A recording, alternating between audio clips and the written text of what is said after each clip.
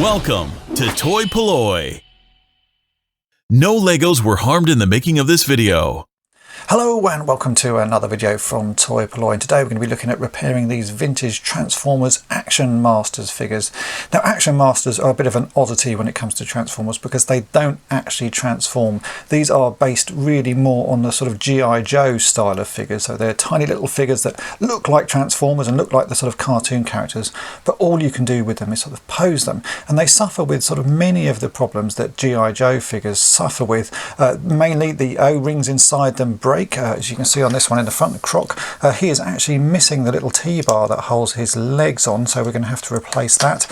And a lot of the limbs are very loose and floppy, meaning that some of them don't stand up very well. If we take a look at Bumblebee, his legs are incredibly floppy, so if you try and put his backpack on, he tends to fall over. And also his arms are barely held on. You can see with very little effort I can remove them. So we're going to be covering fixes like that today, the main ones being the legs and the sort of floppy limbs and arms, but I think there's a few other areas that I need to fix on some of them as well. So let's just get going. We'll start by fixing up the legs on this croc character. Now the bar that holds these legs together and into the body is completely missing on that. I picked him up off eBay and this is how he came. And initially I thought, oh, that's going to be an easy job because these are the same construction as G.I.Joe figures. I'll bring one in here so you can see this is exactly the same size and the same sort of construction. You've got a metal T-bar that sort of fits into the top of the legs, and that's what holds these figures together with an O-ring that sort of goes around the screw hole in the back of the body. But when I came to take this apart and sort of try, I do actually have a whole bag of spare of these little T-bars. You can pick these up off eBay. I was thinking, oh well, that's great, I'll just use that. But it turns out they don't use exactly the same pieces. Even though these are made by the same toy company, these are too small. You can see I can actually insert that in without any effort. It doesn't hold in place.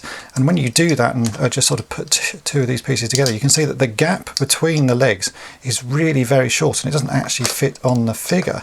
So I took another one of these apart to have a look at sort of what the piece was, and it is actually much wider than this with larger balls on either end. And it turns out they are the same ones that are used on Visionaries figures. So this is a Hasbro Visionaries figure. You can see this is actually a little bit bigger and a bit taller, and the T-bar is that bit wider, and they use the same components as this figure. Now the problem is I would normally sort of take sort of one out of another figure to use to repair, or find a beta one, but actually Visionaries figures, even broken ones, go for quite a lot of money, and the Action Masters Transformers are starting to sort of be worth quite a lot as well. So even finding a broken one can end up costing you a sort of a fair amount of money. So I thought we'd try and work out a way of repairing this without having to sacrifice another figure to make the little T-bar. Then I posted a picture of this T-bar onto my Facebook page asking people if they sort of knew another figure that had the same sort of things, and Nick sort of suggested to me that they actually look like piercing bars, and so that sort of sent me down that route of thinking, oh, they do look like piercing bars. So I've been onto eBay and I've bought this little bag containing two different sizes of piercing bar because I wasn't quite sure which one to buy. So I've got one that has these, I think, are 2mm balls on the end. Now the balls on these are a little bit too small, but the bar in the middle is 10mm. And I bought this slightly bigger one where the balls are 4mm in diameter, but the bar across the middle is 12mm. And actually that one is the one that seems to fit very nicely. Now the great thing about these is you can unscrew the balls. If I just sort of twist that a bit, you'll see I can unscrew it. And it's got a tiny little hole in the end of it. You can just about see that. And there's a tiny little thread on the end of this bar. So these are going to be what we're going to use today. Now I've already taken one apart and measured the sort of diameter of everything. So the bar across is perfect, 12mm is great, but the balls on the end, on the originals they're 3.5mm and this is 4mm, so I think we're going to have to do a little bit of modifying to make this fit, but I'm hopeful that this will actually work and be a very good replacement for a part that it seems you can't buy a reproduction of. So let's get modifying and we'll see if we can get this to work and get this figure standing up again. So the first thing we need to do is actually take these legs apart, and there's just 2 screws on the inside of each leg. The bottom part of the leg has a slightly larger screw than the top one, so remember to keep these round the right way. You don't want to put the larger screw in the top as it'll end up damaging the plastic. So we've got 2 little screws there.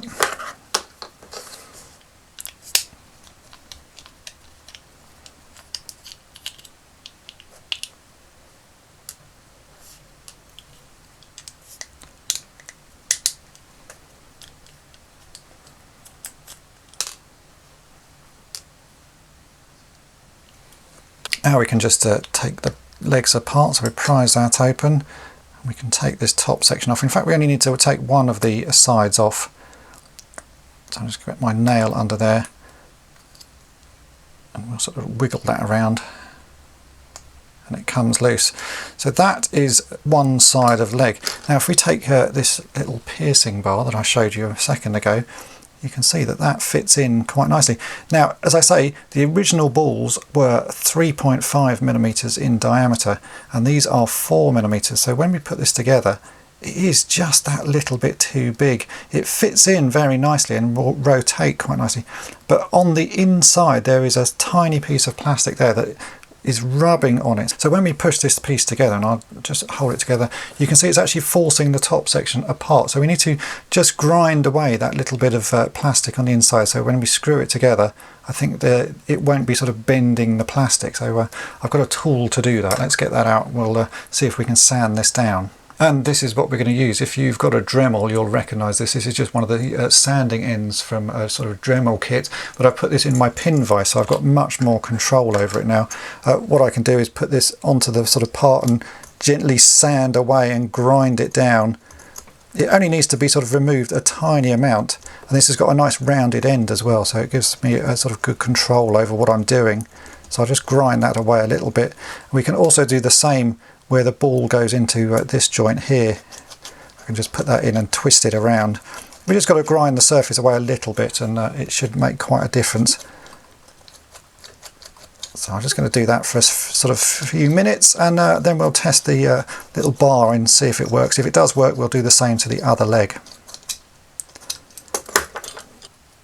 Yeah, you can see already that's made quite a difference.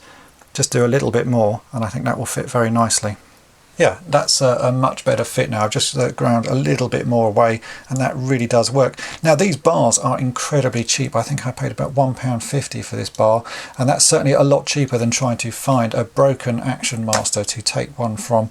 And even though it doesn't have the hook on, I actually think this is going to work just as well. By the time we get this body apart and sort of replace the band inside, that's going to do just as good a job. So I'm going to screw this leg back together. I'll do the same modifications on this leg here, and I'm not going to put these sort of back together fully at the moment because we need to take this apart, and the original O-ring that will be in here, it will have snapped, and I think the O-rings that I normally replace them with, which are the same size as G.I.Joe's, is going to be too short. So I'm going to see if we need a slightly bigger O-ring, and obviously as there's no hook, we're actually going to have to thread that over the top of this bar and then put the leg on. So I want to take this apart so we can see what size the O-ring needs to be. But let's get this leg repaired first, and then we can take the top part apart and let's see if it all works. But I'm very pleased with how well this works. It's a nice idea. So yeah, if you need this, a piercing bar is what you need to buy. They come in various sizes. This one has 4mm balls on the end, and it's a 12mm length of bar in the middle. I've now taken his torso apart, and you can see this is the normal size of O-ring that I would use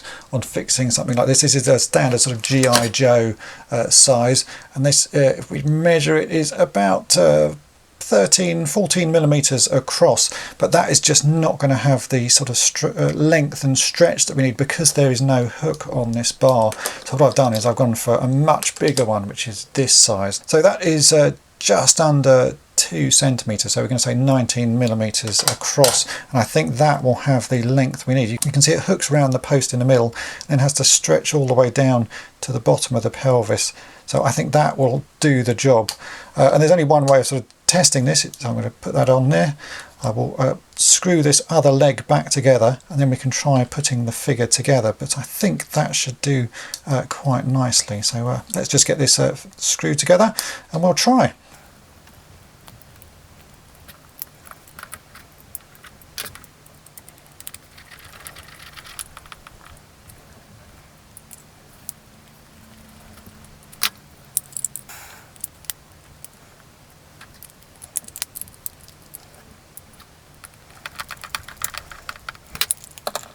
And there we go, you can now see that Croc actually stands up and his legs are all poseable again. It really does work remarkably well. It's not a perfect fix because there's a slight twist to the bar because we're just hooking the O-ring directly over it. The hook that's on the original bars is at a slight angle, so it stops the bar being twisted to one side. And I'm sure actually you could probably change that by making a little hook out of an old paper clip or something like that and putting it over the bar. But for a quick fix, this has worked remarkably well, and it really did only cost a few pounds. At some point, you never know, I might find the remains of another Action Master and I can swap this out. But for now, I think that is good enough. He stands and he is fully poseable, and I haven't had to sacrifice another toy to repair it. So I think that is a good fix, and I'm very happy with it. Toy-polloi.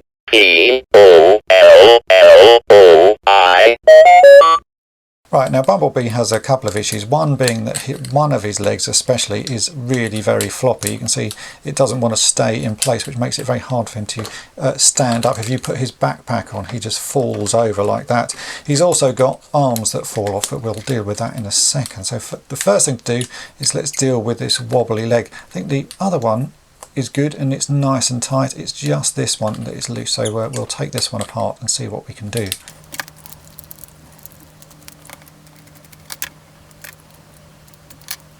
Now the easiest fix with these floppy legs on most figures is actually just to use some PTFE tape. This is plumber's tape.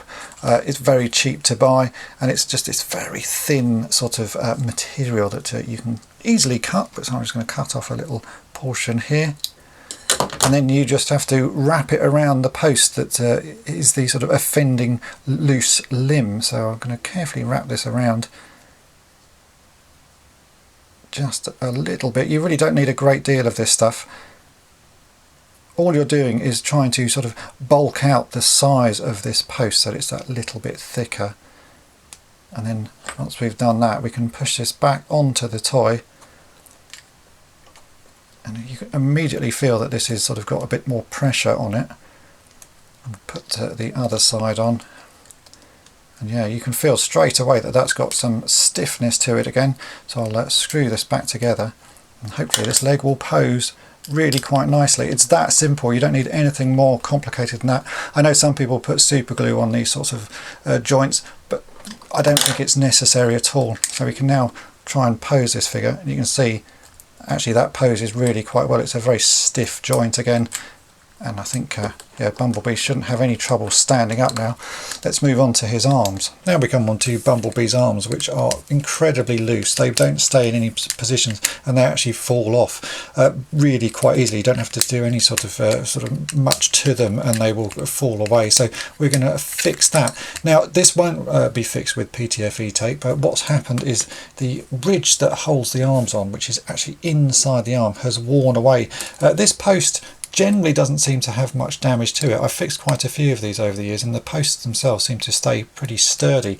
It's the actual plastic of the arm. I guess a child has sort of found out that they can pull the arm off, and actually sort of pulls it on and off all the time, and it ends up just losing any sort of grip that it has. And this one is particularly bad on here. So what we're going to do this time, we are going to be using super glue. You need to add a very thin sort of rim of super glue just around the inside edge. You can see where the sort of inner circumference is. You've got to sort of rub a bit of super glue around that, and then when you're going to use some baking soda to make the super glue set quite quickly. Now it's very easy to get the super glue in there. Don't use it straight from the bottle. What you've got to do is squeeze a bit of super glue out onto a piece of paper or something, and then get yourself, I've got here, this is just a paper clip. I'm going to get a little bit of super glue on the end of the paper clip. You can see I've just got a drop on there. And I'm going to now rub this around the inside ever so carefully. So you just end up with a sort of a slight coating of super glue around the inside of that inner part of the plastic. You can see exactly where it goes. And it's enough, you'll hardly notice it, but you can see it just about shining in there. And now we need to set that. You can just leave this, it takes a few hours to set, or the quicker way of doing it is to get some baking soda like I have here. And I'm just going to dunk this part into the baking soda, get it all in there, tap that off, and that should have set. you can actually see the baking soda sort of just about coated where the super glue was in there. I'm going to give that a few minutes more just to set slightly, and then we'll try this on the figure, but that should be enough to make this arm stay in place and also be very poseable.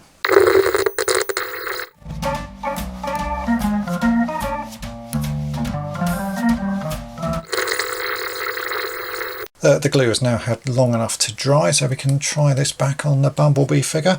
I'm going to push this on. You'll need to push it on with quite some force now. You'll find that it has worked remarkably well. You can hear it click in place, and now you can see that that arm is fully poseable. It actually stays where you want it to go, and yeah, it's so tough on, I can't actually pull that off. So yeah, that is a very good fix. Super glue sometimes is the answer for fixing these sort of things, but that Bumblebee is now nice and sturdy, and hopefully when we put his backpack on, he'll actually stay upright. A couple of my figures are missing the Decepticon and Autobot symbols on the fronts of them. So what I've got is just this sheet, which I bought a load of replacement stickers from the Toy Hacks website, and they quite often, if you do sort of multiple orders, they will stick in these extra sticker sheets. So this one has, you can see, just Autobot and Decepticon logos on it. I'm going to take a couple of the Decepticon logos here, and I'll stick these onto the figures just to make them look that little bit more complete. I think the original stickers were paper on all of these, and these are printed onto plastic, but it doesn't really make that much difference, I find.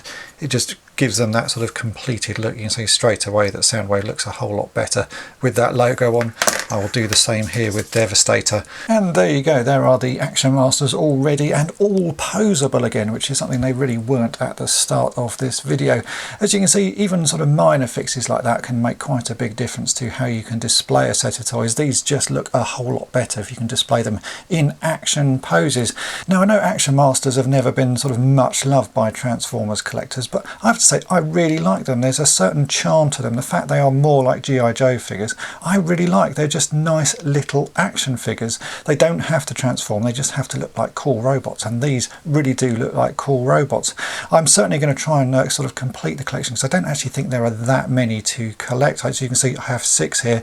Now, some of them do come with vehicles. Those really don't interest me. What I want is the action figures, because I just think they look quite cool, and I'm going to display with these next to some of my G.I. Joes, because they are exactly the same scale.